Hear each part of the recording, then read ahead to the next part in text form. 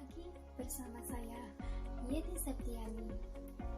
Di video saya kali ini, saya akan membahas tentang hakikat retorika. Sebenarnya, apa sih retorika itu?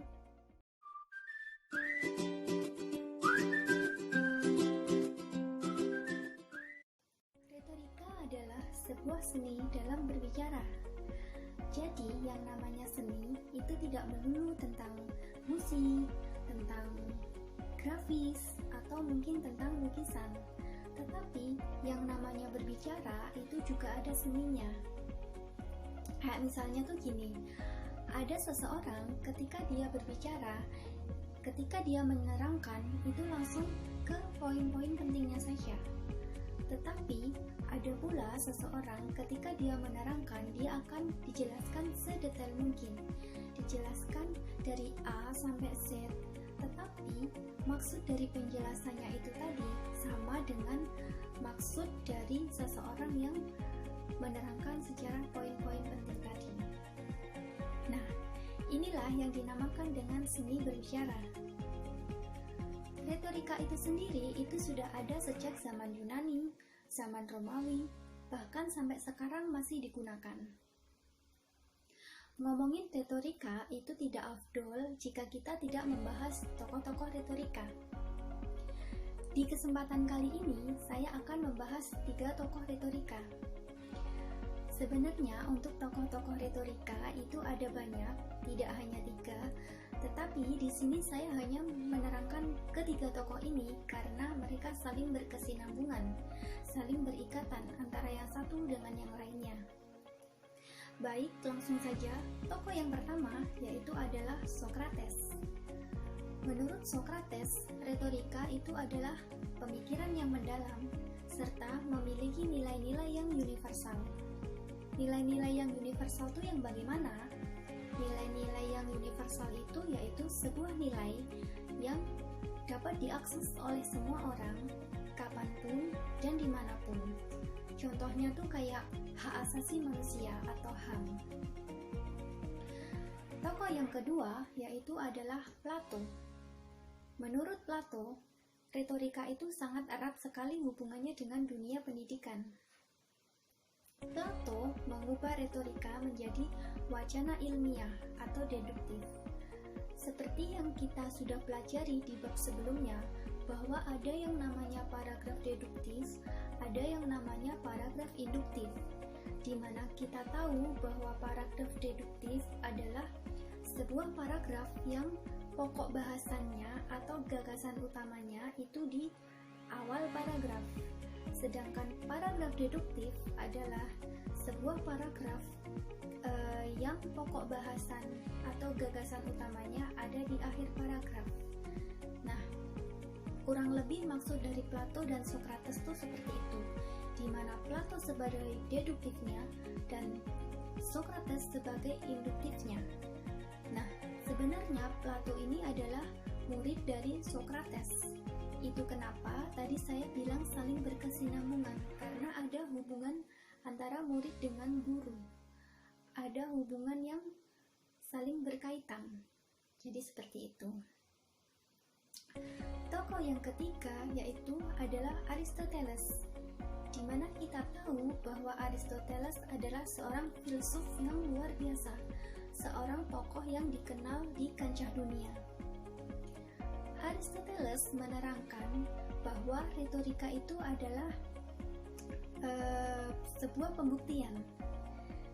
Beliau menjelaskan ada 3 cara dalam menyentuh hati seseorang.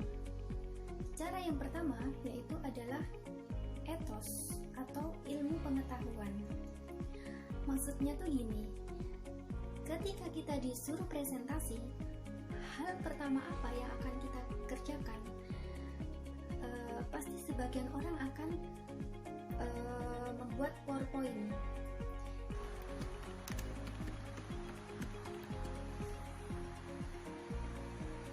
Memang benar, PowerPoint adalah sesuatu yang bisa membantu kita ketika presentasi.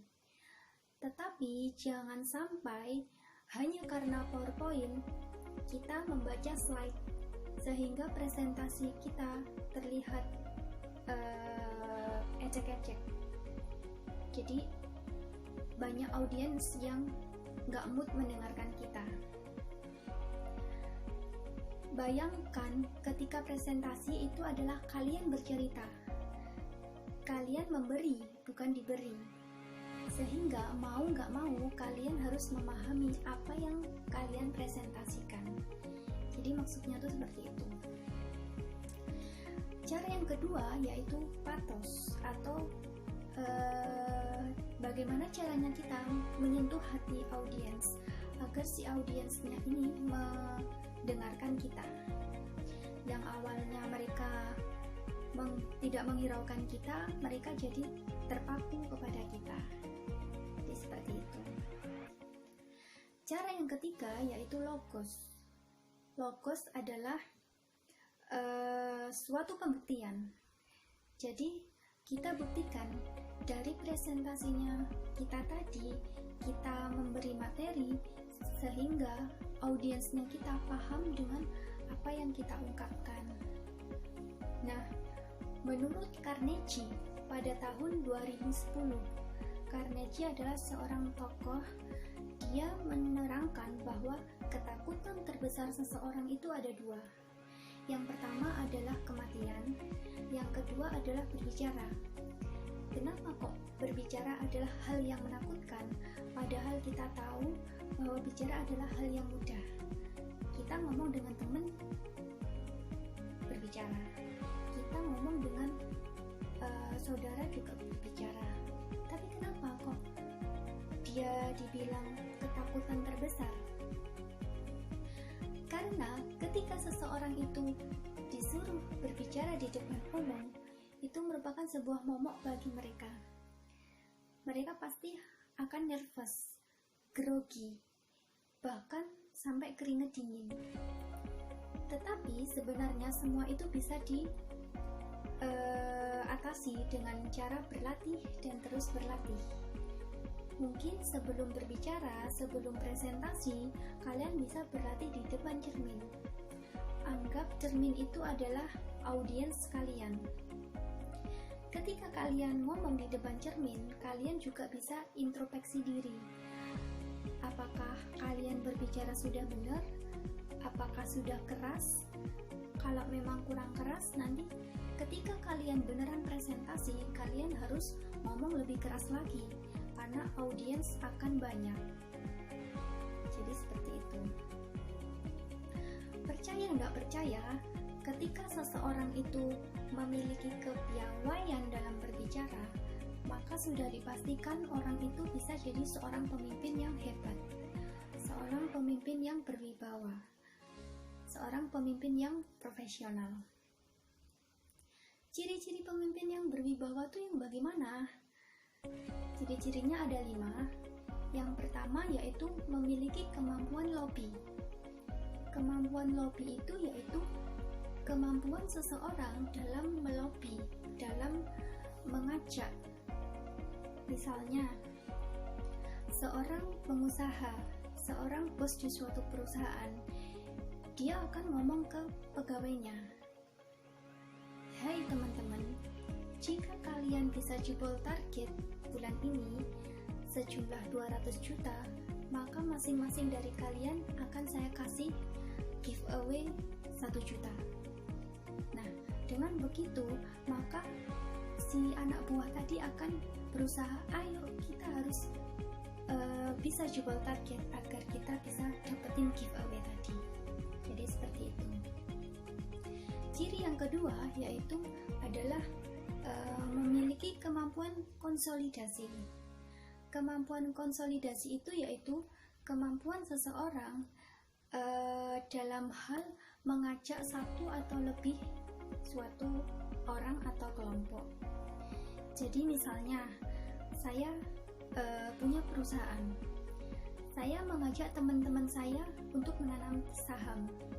Saya akan bilang, "Hei Rek, kalau misalnya kalian mau tanam saham ke saya 50%, maka tiap bulan masing-masing dari kalian akan saya kasih keuntungan sebesar 30%.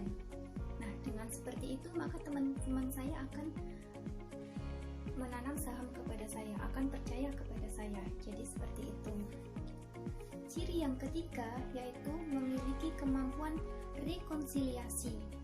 Kemampuan rekonsiliasi itu yaitu kemampuan dalam hal menyelesaikan masalah. Dan ciri yang keempat adalah memiliki kemampuan mediasi, di mana dia akan melibatkan pihak ketiga ketika menyelesaikan suatu masalah. Dan ciri yang terakhir, yang kelima, yaitu memiliki kemampuan mediatif. Mediatif itu adalah kemampuan bagaimana dia menyampaikan keinginannya serta larangan dia. Nah, untuk kalian yang merasa susah ketika berbicara, jangan pernah menyerah, jangan pernah putus asa. Terus berlatih dan berlatih agar kalian memiliki public speaking yang bagus. Karena dengan kalian berlatih, maka kalian akan terasah, kalian akan bisa menemukan jati diri kalian. Jadi, jangan pernah lelah untuk belajar. Jangan pernah menganggap kalian itu tidak bisa. Kalian bisa, asalkan ada kemampuan. Karena yang namanya kesuksesan itu tidak akan didapat dari jiwa yang malas. Selamat mencoba dan belajar. Demikian apa yang bisa saya sampaikan. Semoga bermanfaat untuk semuanya. Bye-bye.